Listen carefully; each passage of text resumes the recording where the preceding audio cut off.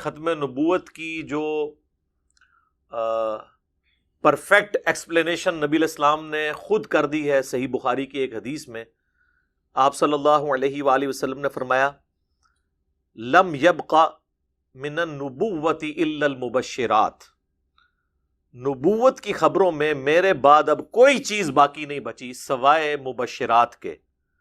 پوچھا گیا یا رسول اللہ صلی اللہ علیہ وآلہ وسلم یہ مبشرات کیا ہیں؟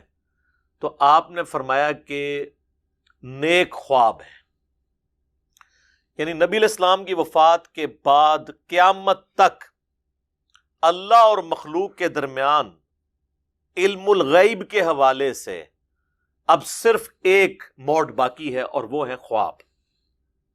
کوئی کشف نہیں، کوئی الہام نہیں، ورنہ نبی علیہ السلام کیٹاگوریکل ڈینائی تو نہ کرتے۔ اور یہ وہ بات ہے جس میں میں غامدی صاحب کے ساتھ ہوں، اتنے پورشن میں کوئی شک نہیں، اس میں یہ بات ان کی بالکل درست ہے۔ حتیٰ کہ اس امت میں جس شخصیت کی بنیاد کے اوپر یہ پورے کا پورا سسٹم کشف اور الہام کا کھڑا کیا گیا، ایک روایت جو دلائل النبوہ امام بیہقی کی کتاب میں موجود ہے، مشکات المصابیح کی 3 جلد میں آپ کو کرامات والے چیپٹر میں مل جائے گی کہ سیدنا عمر نے اپنے ایک فوجی جرنیل کو آواز دی تھی یا ساریت الجبل، تو وہ کہتے ہیں کہ مدینہ شریف سے 600 کلومیٹر دور سیدنا عمر کو اللہ تعالیٰ نے وہ دکھا دیا، اور ان کی آواز وہاں تک پہنچی، اس نے سن بھی لی، جس میں انہوں نے کہا پہاڑ کی طرف متوجہ ہو جہاں سے دشمن آ رہے ہیں، تو وہ ایک شکست جو ہے وہ فتح میں بدل گئی۔ تو یہ روایت ہی اصول محدثین کے اوپر ضعیف ہے۔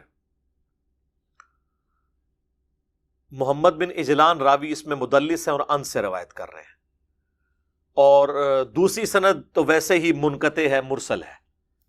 یہ دونوں اسناد کے اوپر شیخ زبیلی زئی رحمہ اللہ تعالی نے مکمل بحث کی ہوئی ہے، ان کے مقالات چھپے ہوئے ہیں، اس میں آپ دیکھ سکتے ہیں۔ آج وہ میرا ٹاپک نہیں ہے۔ بہرحال اس کی بنیاد کے اوپر انہوں نے یہ مسئلہ کھڑا کیا تھا اور اپنے بزرگوں کا کشف ثابت کیا۔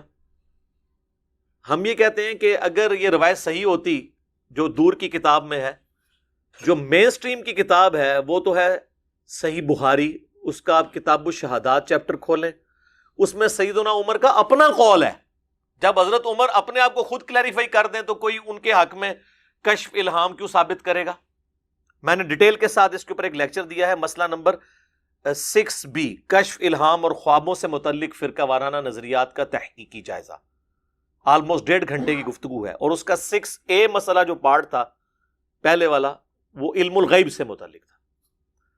تو کتاب الشہادات چیپٹر میں صحیح بخاری میں موجود ہے، سیدنا عمر فاروق رضی اللہ تعالیٰ عنہ علیہ السلام کہتے ہیں کہ جب تک نبی صلی اللہ علیہ وآلہ وسلم ہم میں موجود تھے تو اللہ تعالیٰ وحی کے ذریعے ہمیں آگاہ کر دیتا تھا، چونکہ غیبی خبر کا تعلق صرف نبی کے ساتھ ہوتا ہے۔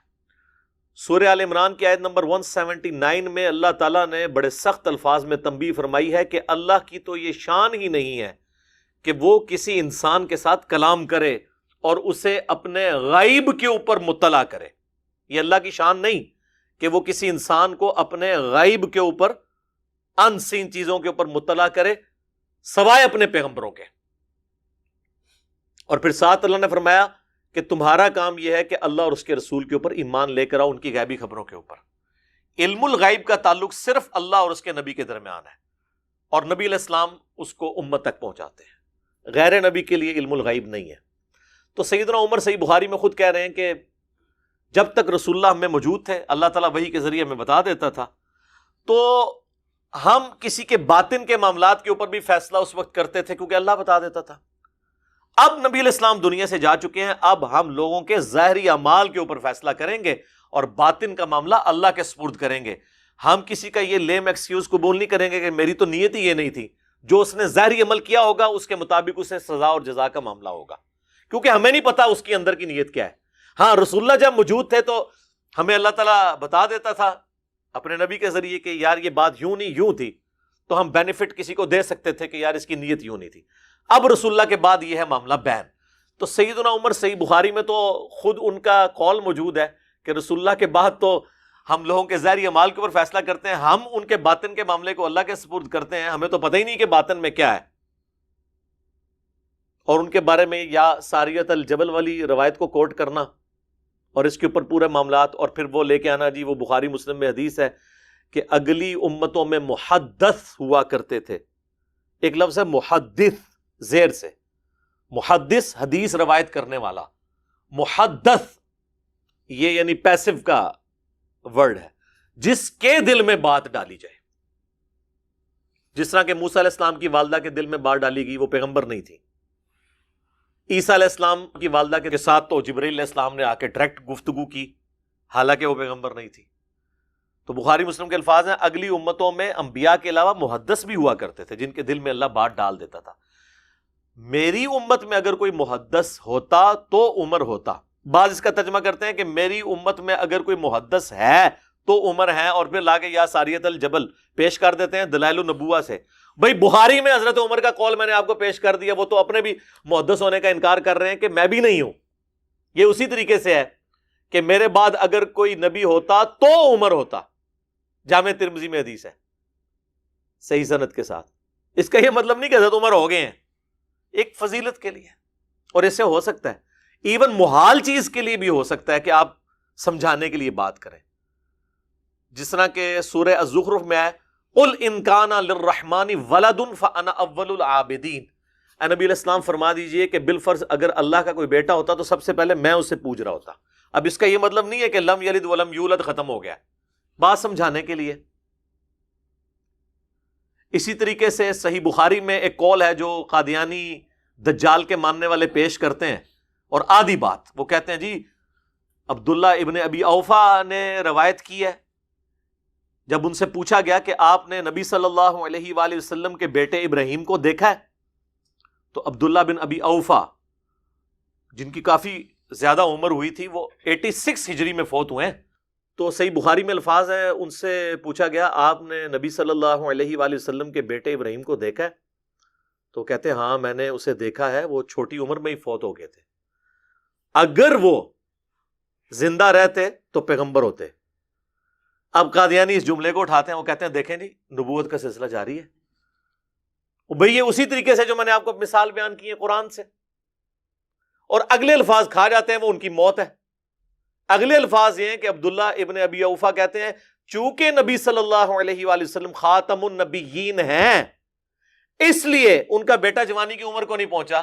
ختم نبوت یہ وجہ تھی، چونکہ آپ خاتم النبیین ہیں تو اللہ تعالیٰ نے آپ کے بیٹے کو جوان ہونے نہیں دیا، ورنہ پروٹوکول کے طور پہ اللہ تعالیٰ اسے بھی پیغمبر بناتا جس طرح اگلے پیغمبروں کے بیٹے بھی پیغمبر تھے. اب اگلی بات تو خاتم النبیین کی جو کوالٹی ہے وہ ثابت کر رہے ہیں ابن ابی اوفا، یعنی سیدنا ابراہیم بن محمد علیہ السلام کی موت کو وہ اس سے ریلیٹ کر رہے ہیں کہ ختم نبوت ہے، اس کی وجہ سے ان کی موت ہوئی ہے کہ اللہ تعالیٰ نے ان کو جوانی تک پہنچنے نہیں دیا. اور اسی چیز کا ذکر سورہ الاحزاب کی آیت نمبر 40 میں ہے ما کان محمد ابا احد من رجالکم ولکن رسول اللہ وخاتم النبیین. محمد صلی اللہ علیہ وآلہ وسلم تم مردوں میں سے کسی کے باپ نہیں بلکہ وہ تو اللہ کے رسول ہیں اور سلسلہ نبوت کی مہر ہے. یہ ترجمہ بھی درست ہے، اور سلسلہ نبوت کو ختم کرنے والے ہیں، یہ ترجمہ بھی درست ہے. تو اس میں کیا الفاظ ہیں؟ تم مردوں میں سے کسی کے باپ نہیں، یعنی ان کا کوئی بیٹا بھی مرد نہیں بنے گا، بلکہ وہ پہلے ہی اللہ تعالیٰ نے ان کو اٹھا لیا تاکہ نبی علیہ السلام کی ختم نبوت والا معاملہ بالکل کلیریفائی رہے. قرآن میں خاتم کا لفظ ہے یعنی سیل آف دا پروفیٹ، اور مہر ڈاکومنٹ کے اینڈ پہ لگتی ہے، چاہے اسے بند کرنے کے لیے لگائی جائے یا لکھے ہوئے ڈاکومنٹ کے اینڈ پہ. اس سے مراد یہ ہوتا ہے اس کے بعد اس ڈاکومنٹ میں کوئی چیز ایڈ نہیں ہو سکتی، یہ جرم ہوگا. یہ جو غلام احمد قادیانی دجال نے مطلب لیا وہ تو فٹ نہیں بیٹھتا. یہ آج تک امت میں کسی نے یہ مطلب نہیں لیا، اس نے جا کے کان یہاں سے بھی نہیں پکڑا، کچھ اور ہی جا کے چیز پکڑ لی ہے. اور پھر احادیث تو اس پہ گواہ ہے. آج میرا ٹاپک نہیں، یوٹیوب پہ میرے 2 کلپ ہیں جو قادیانیوں کی اصلاح کا سبب بنے اور مسلمانوں کی اصلاح کا بھی سبب بنے. جو قادیانیوں کو بھی برا لگتے ہیں اور مسلمانوں کو بھی برے لگتے ہیں وہ کلپ. نمبر 1 ہے قادیانیوں کو دعوت اصلاح، اور نمبر 2 ہے قادیانی حق بات کیوں نہیں قبول کرتے. اس میں نے بتایا کہ وہ مسلمانوں کے بزرگ بابوں کی غلط کتابوں اور عبارات کی وجہ سے اپنے باطل عقائد کے اوپر محکم ہے. تو وہ آپ ویڈیوز دیکھ سکتے ہیں. آج میرا ٹاپک نہیں ہے. اور بعض لوگ کہیں گے کہ اگر یہ فضیلت اگلی امتوں کو حاصل تھی تو اس امت سے کیسے چھن گئی؟ اس لیے چھن گئی کہ اس امت کو بڑی فضیلت ملی ختم نبوت کی. ختم نبوت کا تقاضا تھا کہ کشف الہام ختم ہو جاتا تاکہ کوئی غلام قادیانی دجال جیسا بندہ نقب ڈالنے کی کوشش نہ کرتا. اور توحید کے کامل ہونے کا تقاضا تھا کہ اگلی امتوں میں سجدہ تعظیمی حلال تھا، ہماری امت میں وہ بھی حرام ہو گیا غیر اللہ کے لیے. جو آدم علیہ السلام کو فرشتوں نے کیا، یوسف علیہ السلام کو ان کے بھائیوں نے کیا، اگلی امتوں میں جائز تھا. تو یہ میرا گولڈن کوٹ ہے. گولڈن کوٹ اس لیے نہیں کہ آپ میری تعریف کریں، یہ میں اس کا لطف لیتا ہوں کہ اللہ نے میرے اوپر یہ بات کھولی کہ میں ایک جملہ بولتا ہوں کہ جس طرح اس امت میں توحید کامل ہے کہ سجدہ تعظیمی بھی حرام ہے، اسی طریقے سے ختم نبوت بھی کامل ہے کہ کشف الہام سب کچھ ختم. اب رہ گئے خواب. تو خواب صرف اس وقت مانے جاتے ہیں جب اپنے فرقے کا بندہ دیکھے، دوسرے کا نہیں مانا جاتا. خوابوں کی دنیا ایک علیحدہ سے ٹاپک ہے، اس کے اوپر میری کئی ایک ویڈیوز ہیں. خواب بخاری مسلم میں حدیث ہے، خواب یا اللہ کی طرف سے ہوگا یا شیطان کی طرف سے یا نفس کی طرف سے. اب یہ کون ڈیفائن کرے گا کہ اللہ کا خواب ہے دکھایا ہوا، شیطان کا ہے یا نفس کا ہے؟ رہا نبی علیہ السلام کا خواب میں دیکھنے کا معاملہ تو ایک بہت سینسٹیو ایشو ہے. اس کے اوپر میں نے بڑی ڈیٹیل ڈسکشن کی ہے. آپ یوٹیوب کے اوپر جا کے لکھیں خواب میں دیدار مصطفیٰ صلی اللہ علیہ وآلہ وسلم. دنیا میں کسی کی ویڈیو بھی اتنے لوگوں نے نہیں دیکھی ہوگی جتنی میرے وہ والی ویڈیو دیکھی ہے. میں نے پوری ڈاکٹرن کلیئر کی ہے. میں نے اہل حدیث کے چند سخت مزاج لوگوں کا بھی رد کیا جو کہتے ہیں کہ بھئی صحابہ کے بعد کوئی حضور کو دیکھ ہی نہیں سکتا. اور دوسری طرف صوفیاء کے ماننے والے بریلوی دیوبندی، ان کا بھی رد کیا کہ آپ نے بھی تماشا بنایا ہوا ہے. یہ سلف کے ہاں اس طریقے سے نہیں تھا کہ کوئی بھی خواب بیان کرے تو اس کے خواب کو ایکسیپٹ کر لیا جائے گا. یہ بہت سینسٹیو ایشو ہے کیونکہ نبی صلی اللہ علیہ وآلہ وسلم کے ساتھ ہمارا ایمان جڑا ہوا ہے. ٹھیک ہو گیا؟ یہ کوئی سادہ معاملہ نہیں ہے.